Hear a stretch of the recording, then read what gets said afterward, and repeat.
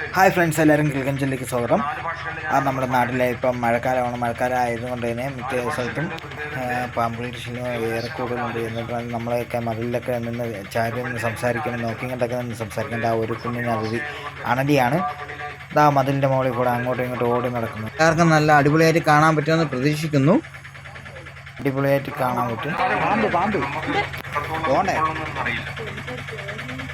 അങ്ങനെ സത്യം, അഹിംസ, അടുത്തതാണ് അസ്തേയം. സ്തേയം എന്ന് പറഞ്ഞാൽ മോഷണം. അസ്തേയം എന്ന് പറഞ്ഞാൽ മോഷ്ടിക്കുക. എന്താണ് മോഷണം? അന്യന്റെ സ്വത്തിനെ അനുവാദമില്ലാതെ എടുക്കുന്നതാണ് മോഷണം. അവിടെ നമുക്ക് ചില സ്വഭാവങ്ങളൊക്കെ ഉണ്ടല്ലേ.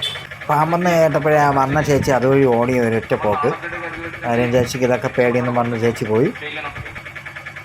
കുട്ടിയെടുത്ത് പറയണം, മോനെ ഒരു വീട്ടിൽ പോയാലും നമ്മൾ അവിടെ അനുവാദമില്ലാതെ കുട്ടി എടുക്കൊണ്ട് വരാമെന്ന് പഠിപ്പിച്ചിട്ട് അവിടെ സോറി പറയാനുള്ള മനസ്സ് നമുക്കുണ്ടാകണം.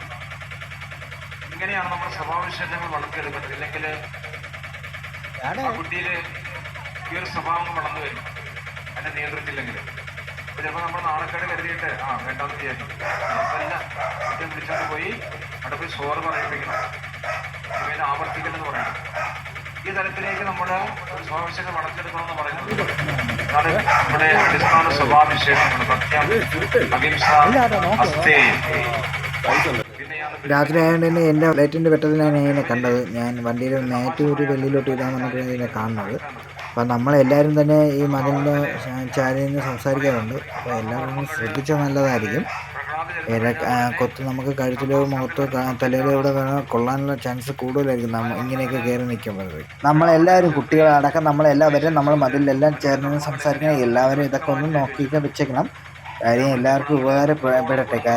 ഒരു ജീവൻ, നമ്മൾ മനുഷ്യരെ സംബന്ധിച്ചിടത്തോളം ഒരു ആപത്ത് വരാൻ വലിയ താമസമൊന്നുമില്ല. മനുഷ്യരെന്നല്ല, സകല ജീവികൾക്ക് ഒരു ആപത്ത് വരാൻ വലിയ താമസമൊന്നുമില്ല. അതുകൊണ്ട് എല്ലാവരും ഒന്ന് ശ്രദ്ധിച്ചൊക്കെ നിൽക്കണം. മഴക്കാലമാണ്. അപ്പോൾ ഇന്നത്തെ നമ്മുടെ വീഡിയോ എല്ലാവർക്കും ഉപകാരപ്പെടുമെങ്കിൽ പെടട്ടെ എന്നുള്ള രീതിയിലാണ് ഞാനിപ്പോൾ ഇത് ഇട്ടത്. അപ്പോൾ എല്ലാവർക്കും ബൈ ബൈ. എല്ലാവർക്കും കൂടെ ഒന്നുകൂടെ ഓർമ്മിക്കുന്നു, മഴക്കാലമാണ്. എല്ലാവരും ഒന്ന് സൂക്ഷിച്ചാൽ എല്ലാവർക്കും നല്ലതാണ്.